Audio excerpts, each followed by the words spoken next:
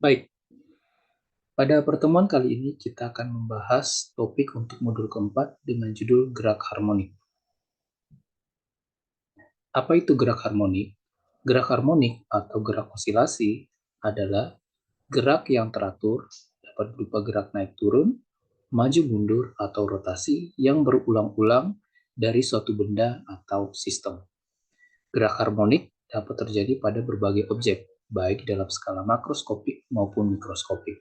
Sebagai contoh, pada sistem makroskopik itu adalah gerak pada pegas, ataupun pada bandul, ataupun pada turbin pembangkit listrik. Kemudian dalam skala mikroskopik, misalnya gerak molekul atau atom atau partikel kecil dalam suatu material, dan gerakan dari molekul, atom, atau partikel kecil ini menentukan sifat dari suatu material, dapat berupa sifat optik, sifat termal, sifat listrik, ataupun magnetik dari material tersebut. Pada slide ini kita melihat beberapa contoh sederhana gerak harmonik atau gerak osilasi. Seperti pada gambar yang pertama, ini merupakan gerak osilasi pada bandul. Kemudian pada gambar kedua adalah gerak osilasi maju mundur pada sistem pegas. Kemudian diberikan juga bentuk persamaan fisika untuk gerak osilasi, di mana dinyatakan dalam bentuk persamaan sinus dan kosinus. Kemudian parameter penting lain lagi terkait dengan osilasi itu terkait dengan energi kinetik dan energi potensial, seperti yang kita pelajari pada modul energi dan usaha. Kemudian salah satu aplikasi dari gerak osilasi atau fenomena yang terjadi pada gerak osilasi adalah gerak osilasi yang teredam, di mana suatu sistem yang bergerak osilasi dihubungkan pada suatu sistem yang dapat meredam gerak osilasi tersebut. Hal ini kita temui pada sistem shock breaker pada kendaraan mobil ataupun motor. Baik, untuk memahami gerak osilasi, hal penting yang harus kita ketahui adalah parameter-parameter yang terkait dengan gerak osilasi. Yang pertama adalah periode. Jadi periode adalah waktu untuk melakukan satu kali gerak osilasi secara komplit. Kemudian ada frekuensi, lalu simpangan dari suatu gerak osilasi, di mana simpangan merupakan fungsi dari waktu. Baik, pertama kita akan membahas terkait dengan parameter, periode, dan frekuensi dari gerak harmonik atau osilasi. Sebagai contoh di sini, kita mengambil gerak osilasi pada bandul. Jadi, periode adalah waktu untuk melakukan satu gerak osilasi secara sempurna atau dikenal dengan simbol T besar dengan satuan dalam SI adalah detik atau second. Nah, untuk satu gerak osilasi penuh atau satu gerak harmonik penuh, misalnya bendanya awalnya pada posisi A, kita lepaskan, dia akan mulai bergerak menuju B, ke C, lalu kembali ke B, dan terakhir ke A. Dan itu merupakan satu gerak osilasi komplit. Atau misalnya kita start dari C, jadi dari C menuju ke B, ke A, kembali ke B, lalu ke C. Dan itu juga merupakan contoh lain dari gerak osilasi atau gerak harmonik penuh satu periode dan yang lainnya. Kemudian banyak gerak osilasi yang dilakukan dalam waktu 1 detik itu dikenal sebagai frekuensi dengan simbol F kecil dan satuannya Hertz atau disingkat Hz. Periode dan frekuensi memiliki hubungan yang dinyatakan dalam persamaan T besar atau periode sama dengan 1 per frekuensi, atau kedua besaran ini saling berbanding terbalik. Lalu berikutnya adalah terkait dengan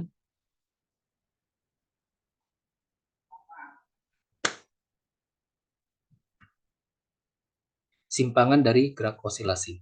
Simpangan gerak osilasi atau harmonik merupakan posisi partikel atau benda terhadap titik setimbang. Jadi titik setimbang itu adalah di mana simpangannya adalah 0. Simpangan gerak osilasi atau harmonik itu merupakan fungsi waktu dan dapat dinyatakan dalam fungsi sinus ataupun kosinus. Di sini X dalam kurung T adalah fungsi simpangannya, sama dengan XM atau simpangan maksimum, dikali dengan cos dalam kurung omega T plus psi. Omega di sini merupakan frekuensi sudut, Hal ini akan terkait dengan periode dan frekuensi dari gerak osilasi. Kemudian T kecil adalah waktu, dan psi adalah sudut fase awal. Kemudian kita akan melihat apa yang akan terjadi pada benda ketika sudah melakukan satu gerak osilasi penuh atau sudah menempuh satu periode penuh. Nah, di sini pertama perlu kita ketahui bahwa frekuensi sudut atau omega itu sama dengan 2pi dibagi dengan periode, atau bisa juga dinyatakan dalam persamaan 2pi dikali frekuensi. Nah, sedangkan jika waktu dari suatu gerak osilasi ditambahkan dengan periodenya, maka saat itu benda akan memiliki simpangan yang sama. Karena setelah periodenya sudah penuh, maka benda akan atau sistem kembali kepada simpangan awal saat satu periode sebelumnya. Kemudian parameter penting lain terkait dengan gerak osilasi adalah kecepatan osilasi dan percepatan osilasi. Untuk kecepatan osilasi dan percepatan osilasi, kita peroleh dengan melakukan diferensiasi atau penurunan terhadap persamaan simpangan. Yang pertama adalah kecepatan osilasi. Kecepatan osilasi merupakan penurunan simpangan terhadap waktu, dinyatakan dalam dx fungsi t diturunkan terhadap t. Dengan melakukan penurunan terhadap fungsi kosinus, kita akan memperoleh bentuk bahwa kecepatan osilasi adalah negatif omega xm sin omega t plus psi. Di mana jika kita menurunkan bentuk cos, kita akan memperoleh bentuk negatif sin. Kemudian percepatan osilasi itu adalah turunan satu kali lagi dari kecepatan osilasi. Dan jika melakukan penurunan, kita memperoleh persamaan bahwa percepatan osilasi sama dengan negatif omega pangkat 2 xm cos omega t plus psi. Jadi di sini diberikan ilustrasi grafik untuk setiap parameter penting terkait dengan osilasi. Yang pertama simpangan, kemudian kecepatan, lalu yang terakhir adalah percepatan. Bisa kita lihat di sini bahwa simpangan dan kecepatan memiliki beda fase 90 derajat. Kemudian dari kecepatan ke percepatan memiliki beda fase juga 90 derajat. Dan bisa kita lihat juga bahwa jika membandingkan grafik atau kurva simpangan dan kecepatan pada saat simpangan maksimum, atau dalam hal ini T0 untuk kurva ini, kecepatannya bernilai 0. Nah, hal ini sangat benar karena kita bisa melihat pada suatu tugas atau bandul ketika dia mencapai simpangan maksimum, dia akan berhenti sejenak sebelum berbalik arah. Dan di sini saat simpangan maksimum sebelum berbalik arah, kecepatannya bernilai 0.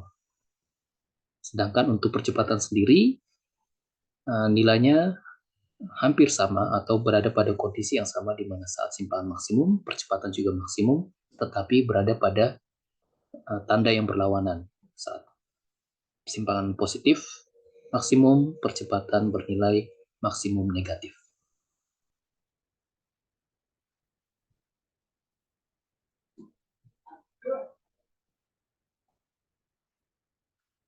Oke, salah satu contoh gerak harmonik bisa kita amati pada pegas. Nah, berdasarkan hukum Newton 2, persamaan percepatan gerak harmonik, kita bisa menuliskan bentuk sebagai berikut bahwa F sama dengan M kali A. Ini merupakan hukum Newton kedua, bahwa gaya sama dengan massa dikali percepatan. Kemudian kita substitusikan nilai percepatannya dari bentuk percepatan yang kita peroleh sebelumnya. Itu tidak lain merupakan negatif omega pangkat 2 dikali dengan simpangannya. Nah, jika melakukan penyederhanaan, kita memperoleh bahwa F sama dengan negatif M omega pangkat 2 dikali X. Sedangkan berdasarkan hukum Hooke, persamaan gaya pada sistem pegas itu dinyatakan dengan persamaan F sama dengan negatif Kx. Dengan membandingkan kedua persamaan ini, kita dapat melihat bahwa K itu setara dengan M omega pangkat 2. Jadi, K sama dengan M omega pangkat 2, kemudian kita sederhanakan, kita boleh bahwa omega sama dengan K per M. Dan dari definisi sebelumnya telah kita ketahui bahwa omega sama dengan 2pi per T. Dengan menyamakan kedua persamaan ini, omega sama dengan akar K per M, dan omega sama dengan 2pi per T, kita akan memperoleh persamaan periode untuk sistem pegas, di mana periode dinyatakan dalam T sama dengan 2pi akar M per K.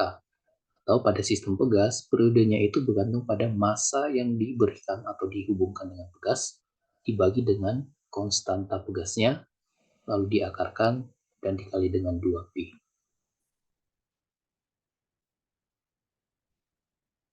Berikutnya, terkait dengan gerak harmonik adalah energi potensial dan kinetik. Nah, energi potensial seperti kita ketahui sebelumnya bahwa merupakan hasil kari antara gaya dan perpindahan. Tapi karena di sini gayanya berubah terhadap posisi, jadi kita nyatakan dalam bentuk integral. Integral fx dx. Kemudian kita substitusi gaya pada pegas itu adalah kx.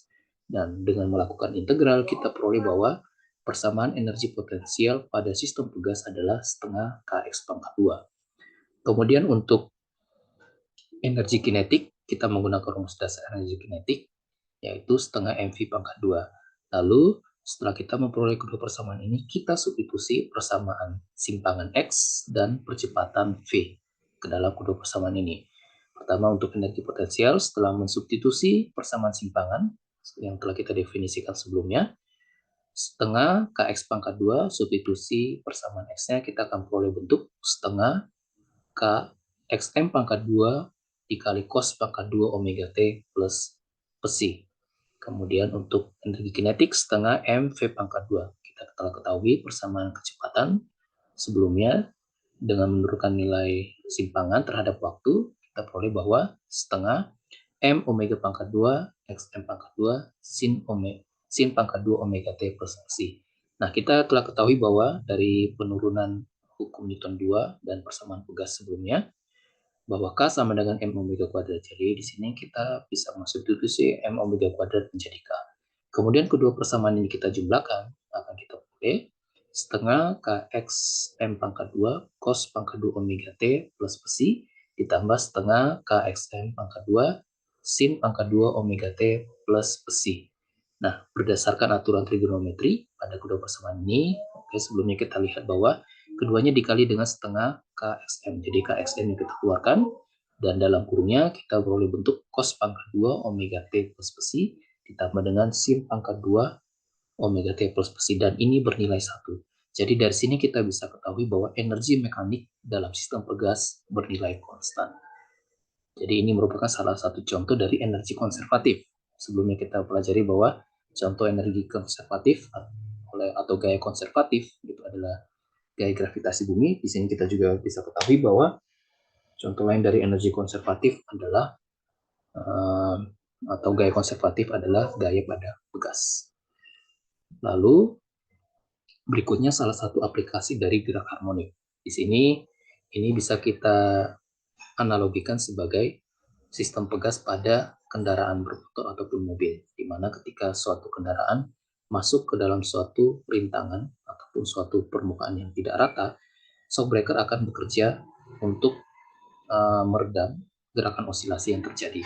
Jadi di sini terdapat sebuah pegas, kemudian pegas tersebut kita hubungkan atau kita kontakkan dengan suatu cairan. Nah, cairan ini berfungsi untuk meredam gerak osilasi. Jika cairan ini tidak ada, akan sangat berbahaya untuk pengendara motor karena gerak osilasinya akan berlangsung cukup lama. Tetapi dengan melakukan penambahan cairan ini akan berfungsi untuk meredam sedemikian rupa sehingga kondisi pengemudi dalam kondisi yang aman. Jadi seiring berjalan waktu, simpangan dari gerak osilasinya akan semakin mengecil atau diredam. Lalu berikutnya contoh-contoh lain dari gerak osilasi adalah gerak pada bandul, dan di sini untuk persamaan periodenya dinyatakan dalam 2pi akar L per G. Contoh lain lagi misalnya gerak osilasi pada cakram yang kita rotasikan secara horizontal, dan di sini untuk periodenya dinyatakan dalam persamaan 2pi akar I per K. I di sini adalah momen inersia dari cakram tersebut, kemudian K adalah tegangan dari kabel, dan yang terakhir adalah pada bandul fisis. Nah, untuk bandul fisis periodenya dinyatakan dalam persamaan 2pi akar I per MGH. Baik, demikian pertemuan hari ini. Untuk pemahaman yang lebih lanjut lagi atau penjelasan yang lebih lanjut lagi dan pembahasan contoh-contoh akan kita lakukan saat pertemuan offline. Baik, terima kasih untuk perhatiannya. Selamat belajar dengan menyaksikan video ini.